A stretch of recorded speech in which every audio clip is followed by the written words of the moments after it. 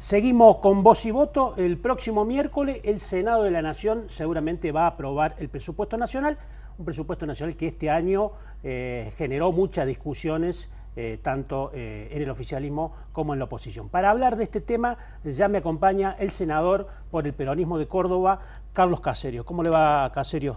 Muy buenas noches. ¿Se aprueba, se convierte en ley el presupuesto del próximo miércoles, como todos anticipan? Sí, yo estimo que sí. Me da la impresión de que, si bien no van a sobrar demasiados votos, se va a poder aprobar. Creo que el presupuesto, hay varias leyes, ¿no?, que se tratan el miércoles. El presupuesto y el consenso fiscal que firmaron los gobernadores, seguramente se va a aprobar. ¿Usted ya tomó la decisión política de respaldar el presupuesto? Sí, ya lo dije hace rato, lo dije en el diario también, ¿no es cierto? Sí, yo creo que lo mejor que ¿Por qué podemos sería hacer... la cuestión? Porque también se ha escuchado críticas suyas hacia la política económica del gobierno nacional. Yo soy crítico de la política económica y lo sigo siendo. Lo que pasa es que el presupuesto es simplemente el reflejo de lo que usted piensa que va a pasar en el país y va a ser.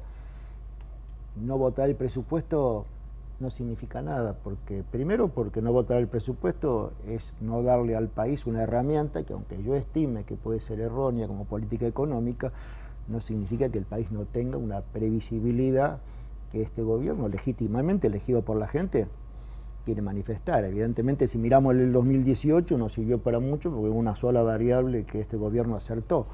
Pero por otro lado hay que decir la verdad de esto: el presupuesto no cambia nada. O sea, el presupuesto es simplemente la herramienta y la foto que este gobierno tiene de la Argentina el año que viene. Y no votarlo es peor, yo lo dije varias veces, porque no es que... Deja la mano libre el gobierno nacional. Tiene dos problemas por no votarlo. Primero, que para el mundo un país sin presupuesto no es bueno, más allá de que yo considere que no es un buen presupuesto. Y segundo, no es que porque no lo votemos no va a haber presupuesto, no lo votamos, el gobierno por ley lo reconduce, y bueno, los márgenes de discrecionalidad en un presupuesto reconducido son mucho más grandes.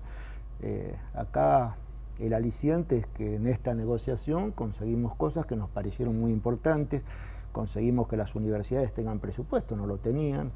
Van a tener un incremento del 33%. En este momento de crisis hubiese sido dramático que la educación tenga un nivel de cero presupuesto. Hemos conseguido y mejorado cosas para Córdoba, ¿no es cierto? Se ha atenuado un poco el impacto para los cordobeses. Bueno, lo demás es una responsabilidad del gobierno nacional. Algunos opositores dicen que el presupuesto es un ajuste feroz. Y sin embargo también hay incluso dentro de Cambiemos algunos radicales que dicen que al gobierno nacional le salió muy caro esta negociación con los gobernadores peronistas. ¿Cuál es la realidad? A ver, la realidad es que cada uno está defendiendo lo de sus provincias. Cuando usted hace un ajuste, de algún lado tiene que salir el dinero. Y evidentemente, si usted deja al gobierno nacional, toda la plata va a salir de las provincias, el gobierno nacional va a tratar de poner muy poco. Entonces, cuando dicen le costó, esa no es la lectura. Es una visión errónea. Las provincias han defendido sus derechos y bueno, y el gobierno nacional ha tenido que ceder cosas, esa es la realidad, ¿no es cierto? Es cierto que el gobierno nacional tiene una debilidad política por no tener mayoría. Está bien, pero más allá de la debilidad política es lo que corresponde, cada uno defienda lo de él. ¿Por qué nosotros tenemos que seguir, que siga subsidiada la capital federal de Buenos Aires y nosotros tener un boleto de 50 pesos? No es razonable. Bueno, se defendió, por supuesto con posibilidades intermedias, ¿no es cierto? Pero se definió, o sea, nosotros ya hubo una ley en el que había que pagarle a los gobiernos provinciales la transferencia de las cajas que en su momento no fueron transferidas a la nación, y era automático, no se cumple, andamos robando que nos manden la plata siempre. Bueno, ahora todo eso se logró, es un avance, no es que le salió eso, a los que lo sale, la visión de Cambiemos es equivocada. A los que nos sale toda esta cantidad de plata, 400.000 millones de pesos de los argentinos que de algún modo confiaron en este gobierno.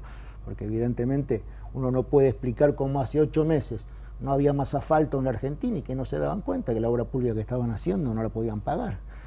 ¿No es cierto? Que el país ya estaba, que había cambiado. El mismo presidente anunció varias veces, pasado quedó atrás, y resulta que un día nos levantamos y tuvimos que ir a pedir 50.000 millones de dólares al fondo para poder seguir existiendo. Evidentemente la responsabilidad de lo que pasa es del gobierno.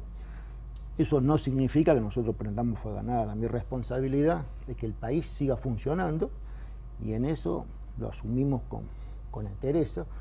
Pero bueno, no gobernamos ni cogobernamos, no tenemos responsabilidad. Creo que sería una irresponsabilidad para nosotros dejar a un país sin presupuesto, más allá de que la política económica no me gusta. Evidentemente usted me pregunta, ¿usted hubiese arreglado con el fondo? No, yo no, hubiese tenido otras alternativas, hubiese pensado en otra cosa. Pero bueno, este gobierno tiene esa responsabilidad y nosotros tenemos la responsabilidad de ser oposición sin prender fuego al país, ¿no? Porque cuando pasa eso, lo que sufre los mayores daños es la gente y los más necesitados. En esta negociación que hubo en el Congreso también se dio la posibilidad, usted presentó un proyecto por los despedidos que hubo en las fábricas militares de la Nación. ¿Tiene posibilidades de prosperar ese proyecto? Yo vengo hace varios meses peleando por una cosa que no es política, me parece que es un acto de justicia. Se lo dije el otro día al ministro Sica cuando estuvo en el Congreso en la Comisión de Presupuesto.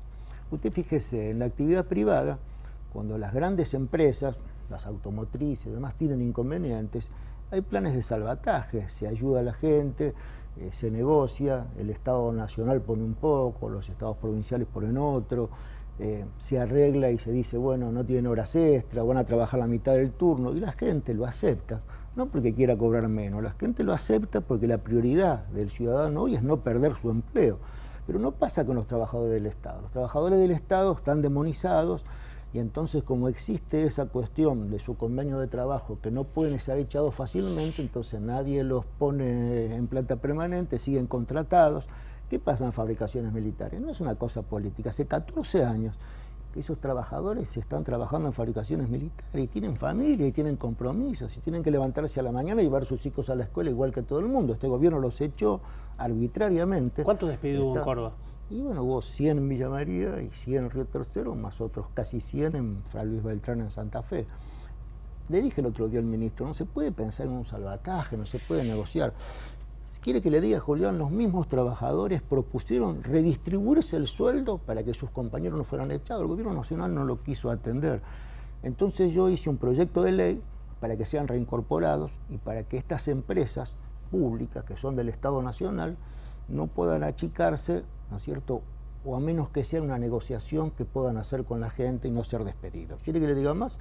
Como 14 años de contratados, ni siquiera les dieron indemnización. Entonces una familia de gente mayor de 50 años quedó en la calle con hijos, ¿no es cierto?, no tienen ni obra social, ni siquiera les ofrecieron la obra social. Le dije el otro día al ministro, pero no pueden aunque sea ofrecerle la obra social para que esta gente no la pase tan mal.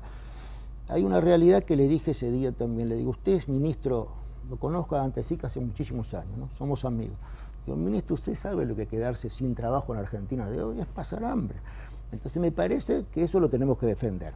Me costó mucho, hicimos una ¿tienen los votos para sacar esa ley? Senado, primero me costó sacarlo en la comisión de presupuesto, el oficialismo no daba quórum, no convocaba. En esto tengo que agradecer la voluntad de que al frente de defensa estaba Ernesto Martínez, que es de Cambiemos, pero que convocó a la comisión, más allá de que Cambiemos no participó. Después lo llevaron a presupuesto y ahí logramos sacar dictamen. Hubo una voluntad de que se trate la ley. Yo no pretendo que el gobierno nacional me acompañe con el voto, yo quiero que se trate, que no duerma ahí en una cuestión administrativa. Bueno, va a ser tratada este miércoles. Este miércoles. Va a ser tratada este miércoles. Ha sido puesta, esta es una sesión especial que provoca mucha controversia porque muchos senadores quieren sesiones ordinarias. Llegamos a fin de año y montones de cosas no se tratan porque las sesiones especiales tienen una agenda ya comprometida. Bueno, se va a tratar y yo estimo que vamos a tener los votos para sacarlo. De todos modos, bueno. Es decir, si se aprueba la ley, la Nación debería reincorporar esos 200 trabajadores. Tiene que ir a diputados. Tiene que ir a diputados. Hay muchas herramientas en la democracia. El presidente, si no le gusta, lo veta. Bueno, pero yo tenía un compromiso con los trabajadores, me pareció que era justo y bueno, trabajé para que podamos llegar hasta acá. La última pregunta... No es la última, no es la única, Julián. Las cooperativas van a tener reformas, va a haber una ley correctiva para no bajar que el presupuesto no vuelva. La contribución que se le pidió a todas las grandes cooperativas que tienen cajas de ahorro, de crédito, financiamiento, seguros, del 6% que le iban a cobrar el Estado Nacional va a pasar al 3%, para que el presupuesto no vuelva, vamos a hacer una ley correctiva, eso está acordado. Y lo último, disculpe, me parece muy importante que nuestro bloque presentó un proyecto para que el ciudadano no pague bienes personales por su única vivienda, o sea, simple. ¿Se acuerdan cuando decían única vivienda, no la pueden embargar, es lo que tiene la familia, lo más importante? Bueno, hoy en día la cuestión impositiva es tremenda, ¿no es cierto? Porque hemos vuelto de la reforma tributaria que era un adelanto y lamentablemente estamos muy negativos. Así que se va también a sacar la vivienda familiar de cada ciudadano de bienes personales. Es un tema muy importante porque generalmente es el mayor haber que tiene una familia trabajadora. La última pregunta es política. Usted es uno de los vicepresidentes del bloque que preside Pichetto, bloque del peronismo federal. En esta votación todo indica que van a votar divididos. ¿Corre riesgo el bloque de que haya una división más allá de la votación, que haya una división permanente? No es la primera vez que votamos divididos y hasta ahora no se profundizó esa división en el bloque. Parecería que no, me parece que ya se termina este año. De todos modos, me parece que la agenda del bloque del año que viene va a estar asignada por los temas políticos, ¿no es cierto? Entonces los gobernadores que están muy cercanos a que relanzar la candidatura de Cristina, es probable que cambien de idea, y los gobernadores que no creen en el proyecto político que encabeza Cristina posiblemente vean de otro modo. Es una cuestión que se irá resolviendo y que es una de las discusiones que tiene el peronismo a nivel nacional. Nosotros en Córdoba ya está claro nuestra posición. Nosotros creemos que unificar no es amontonar, sino que tenemos que tener un proyecto de país. Y el proyecto de país que encabeza Cristina es el de su gestión anterior, nosotros no estamos de acuerdo, hay cosas que creemos que no hay que volver al pasado. Este gobierno tiene mucho inconveniente, pero bueno, abrió a Argentina al mundo, no podemos volver a cerrarlo.